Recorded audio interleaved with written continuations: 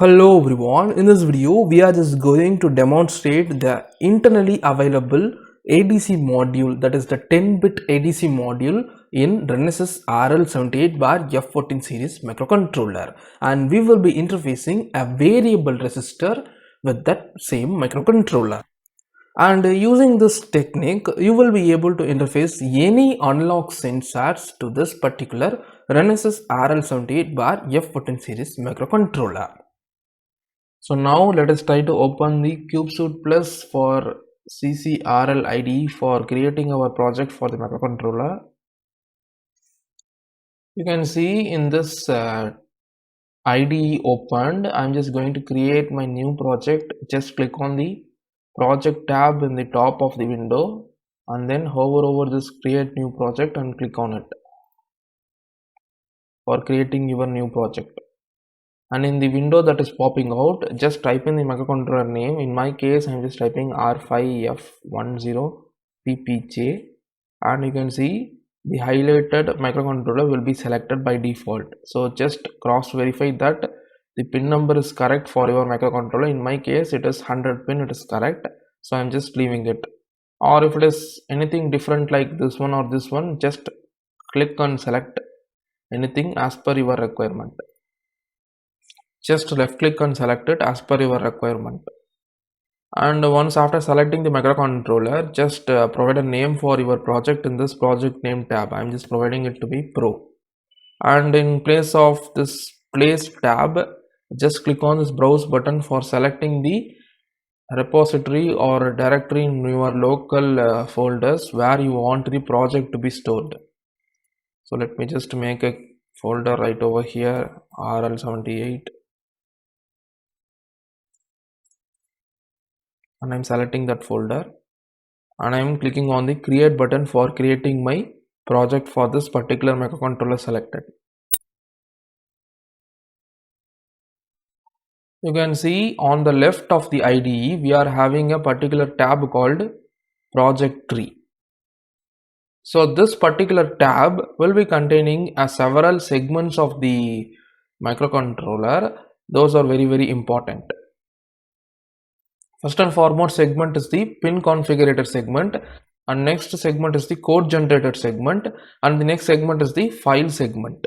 So these three are the major segments that is generated for your microcontroller. So this pin configurator segment is useful for visualizing the configurations that has been done for your particular microcontroller. So when I double click on this device top view, you can clearly see this is the layout diagram of my microcontroller RL78 F14, that is R5F10 PPJ. You can see each pin description has been provided right over here. Once the configurations is done, you can see the configurations that has been done as a whole in this layout. So for that purpose, this pin configurator has been provided. So using this code generator segment right over here, you will be able to generate your own base peripheral software that is required for your microcontroller as per your user application. So I will be showing you how to configure your microcontroller in a while as per your application needs. But before that, we just want to do some basic configurations that needs to be done for almost all the programs. Just double click on this clock generator tab inside the code generator and you can see these configurations, that is the default configurations that needs to be fixed in the microcontroller before moving on. So let's take an example. This particular PIOR00 is yet to be assigned to the function TI00, and the respective port pin for that function is P17 by default. So if you need any alternate port pin to be configured for this function, let's check it out. Just click on this drop down. You can see the alternate pin that can be assigned with the same function is P66. So if you want that particular pin to have this feature, you just want to select that. So most often we will not be changing anything right over here. We can use all these functions for all these pins as it is. So if in case anything is required, I will just intimate you in future lecture videos. But for now, we will be fixing these settings by default. Just click on fix settings for fixing these settings as default settings in this microcontroller.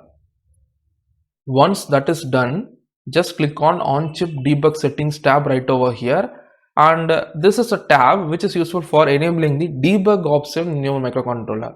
So if this is disabled, you will not be able to program your microcontroller using debugger, or you will not be able to debug your microcontroller using debuggers like E1, E2, E2 Lite, etc. So for that, just click on used radio button right over here. In my case, I'm just going to select the E1 right over here. If you are using any other emulators like E2 or E2 Lite, you just want to select the respective radio buttons right over here. So in my case, I'm just leaving this to be E1 selected. That's all about the basic configurations that you want to do. In addition to that, just double click on this watchdog timer right over here in the project tree inside the code generator, and you can see by default this watchdog timer is enabled, or it is used by the code generator. So you just want to disable it. So I will teach you what is this watchdog and how to configure this watchdog in this microcontroller in a separate video. And for now, for almost all the videos, I will be disabling this watchdog, and in a separate video we will learn how to enable the watchdog and how to utilize its features for safeguarding our microcontroller. That's it. These are all the required basic configurations that you want to do for almost all the programs. So now let's just move for configuring our microcontroller as per our application needs. So now that the basic configurations required to be done for the microcontroller is done properly, let's move to the analog to digital converter section, A bar D converter. Just double click on this and click on the used radio button right over here for enabling the ADC converter available in the microcontroller. And let me just use this particular analog input channel 25. Just click on this checkbox and select ANI25 right over here for enabling the analog to digital conversion in analog input channel 25. So this is the channel that we are going to use for converting the DC voltage level from analog to digital format. And you can also switch between 8 bits resolution and 10 bits resolution. The maximum resolution available is 10 bits resolution for analog to digital conversion. And that's all about the configuration that needs to be done for analog to digital converter. Let me just generate the base drivers required for this analog to digital converter for interfacing variable resistor to our microcontroller. So the code or the base drivers has been generated. Open the main.c. This is the main.c generated for writing down our program. So since the ADC is a 10-bit ADC, for the value that we will be receiving as a step value will be between 0 to 2 to the power 10, that is nothing but 1023. That is, for 0 volt signal we will be having the step value to be 0, and for 5 volt signal we will be having the step value to be 1023. So the intermediate voltages will be having the intermediate step values somewhere around or between 0 to 1023. So this is the range of step value that we will be reading on the analog channel of the microcontroller. So let us try to write down the function for reading the step value from the analog to digital converter of the microcontroller. We will write a user defined function and we will be utilizing that particular function for reading the step value from our microcontroller. So now as a first step, what we will do is we will just write down a function, that is a user defined function, which is useful for converting the ADC value from analog to digital, for fetching the ADC value from the ADC peripheral of the microcontroller. So before that, I will just write down one additional rough loop delay function.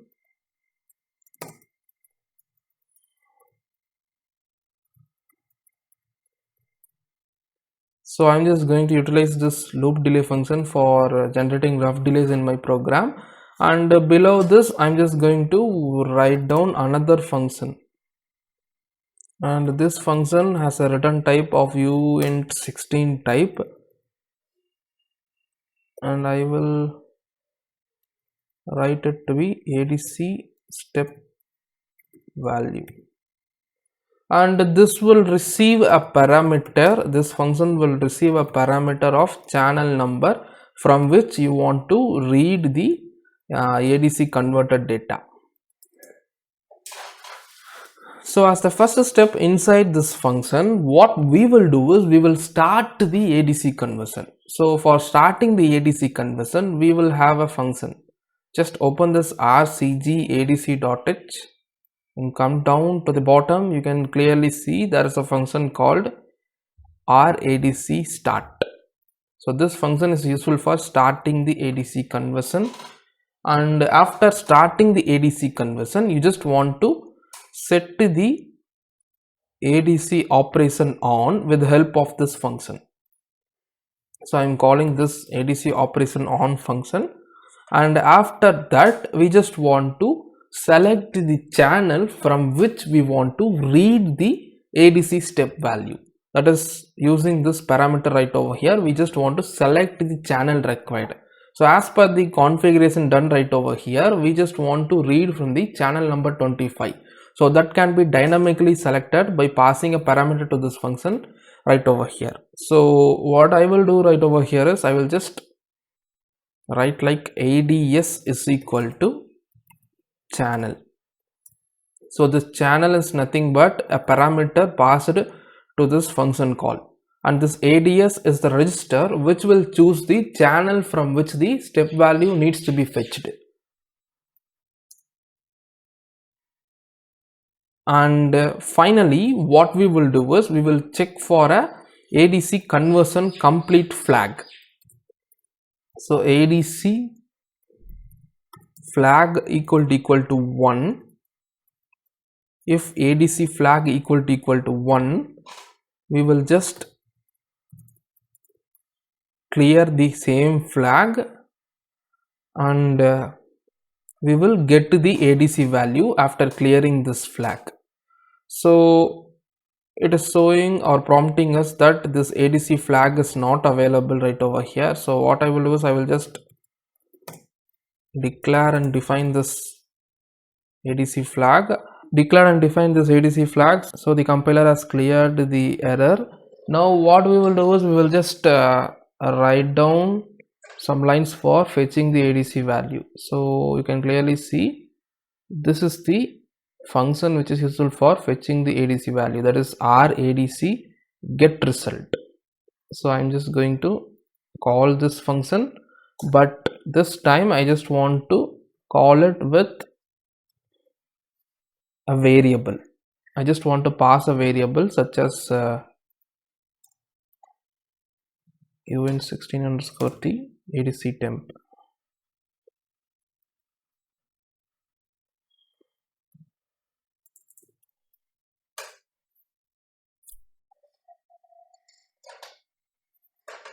And finally, after fetching the value of step value in ADC temp, I will just stop the ADC conversion process with the help of this radc stop function call.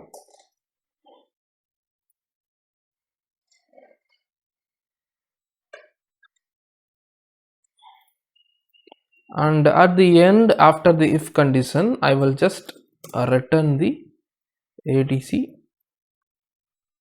temp variable from this function. And regarding this ADC flag right over here, we will just add this ADC flag to this radc interrupt right over here. So I will make this particular ADC flag 1 inside this radc interrupt. So this particular interrupt is called at the end of the ADC conversion. So this particular radc interrupt will be called every time after successful completion of analog to digital conversion. So once the ADC conversion is complete, we will check for this particular flag in right over here. So once it is complete, we will just read the ADC value from that buffer. So that is why we are adding a check right over here. So I'm just going to extend the scope of this variable, that is this particular extend uint 8 underscore t ADC flag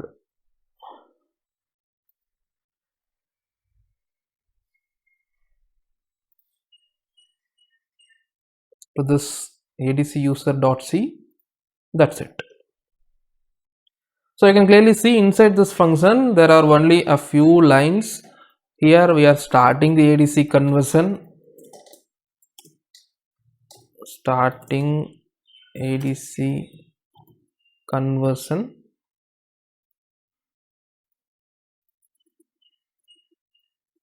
and here we are setting operation for ADC conversion, and here we are selecting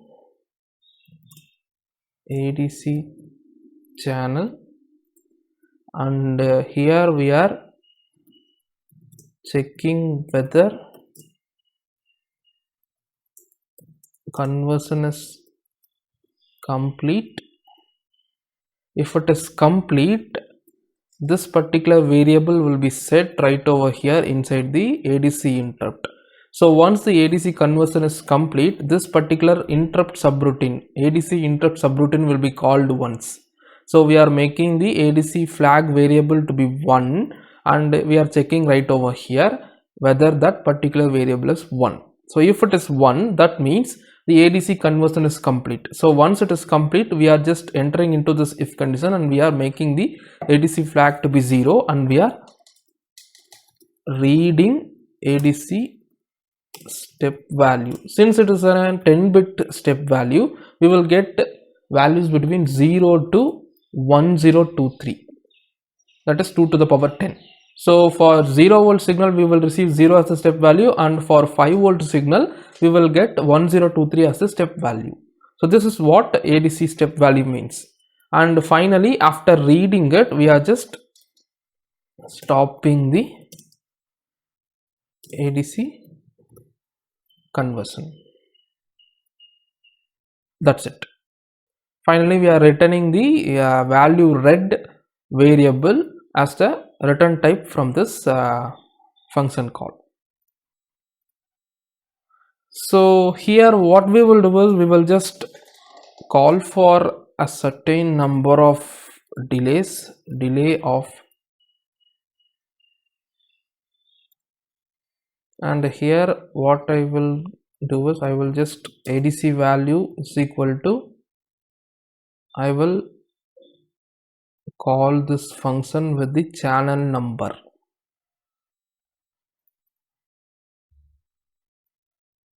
Channel number from which we want to read is 25, and a few more delays I am adding to the program.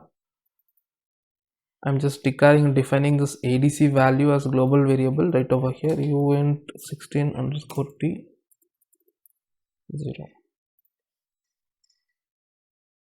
So now you can clearly see this ADC value variable will be provided with the step value from the channel number 25, that is analog channel number 25. This is what the program means.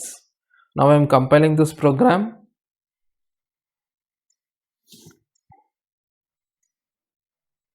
Some errors has been popped out. What is that?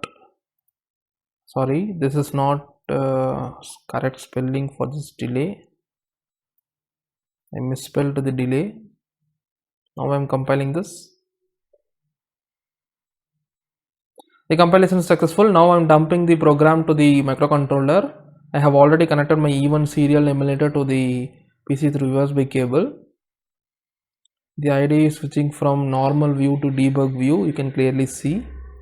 So now let us try to find out the physical pin number of the channel ANI25, that is analog input channel 25, physically in our development board. So this is the schematic diagram of the development board that I am having, and let me just try to find ANI25. I am searching for ANI25. You can clearly see this is the ANI25, which is nothing but P120 of the microcontroller. and the physical pin number is the 100th pin of the microcontroller. And when I search for this P120 in the connector, you can clearly see in connector CN2 the pin number 50 is P120. So we will be connecting the middle terminal of the variable resistor to P120, and the other two terminals of the variable resistor will be connected to VDD and ground of the development board. So I will be utilizing pin number 20 of the CN1 connector for providing ground to the potentiometer, and pin number 22 of the CN1 connector for connecting VDD to the potentiometer or variable resistor, and the middle terminal of the variable resistor, that is the output terminal of the variable resistor, I will be connecting it to the CN2 connector, pin number 50. So this will be my schematic that I am going to build. Let's see the connections physically. I have already connected the debugger to my development board, and I have already powered up the development board via external 5 volt 3 amps SMPS. And you can see this is the hardware schematic that I have built. This is the 10 kilo ohms variable resistor. You can clearly see 103 is written right over here. It has 3 terminals. One on the left, which is green terminal, green jumper wire, is connected to pin number 22 of CN1 connector, which is nothing but the VDD of the development board, and one on the right, which is connected to gray jumper wire, is connected to pin number 20 of the same CN1 connector, which is nothing but ground of the development board. And the center terminal, which is orange jumper wire, is connected to ADC input channel, which is nothing but pin number 50 of CN2 connector, which is nothing but ANI 25, that is P120 of the microcontroller. So this is the schematic that I have built. Let's demonstrate the output in the hardware.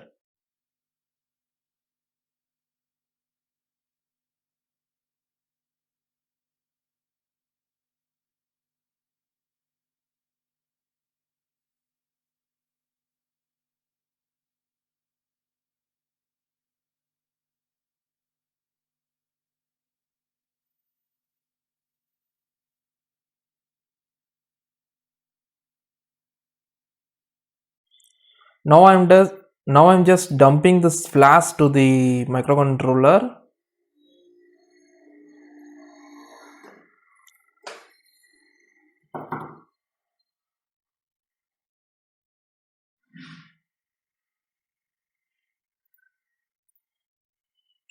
You can see the CubeSuite Plus IDE has shifted from editor mode to debug view. Now double click on this ADC value, right click and click on register to watch one for moving this variable to watch window. You can clearly see watch window, we are having this ADC value. Now click on this play button for running the program. You can clearly see the ADC value is having the value 0, which is minimum.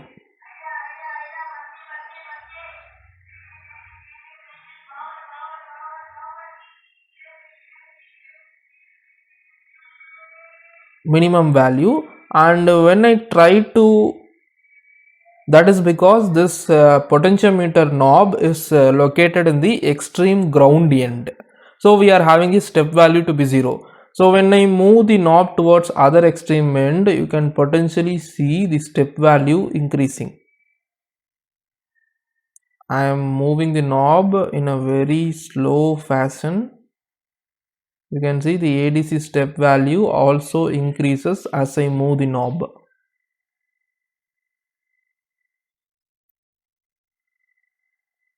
And when I reach the other extreme end, we will read the maximum step value to be 1023, which is the maximum step value of 10-bit ADC.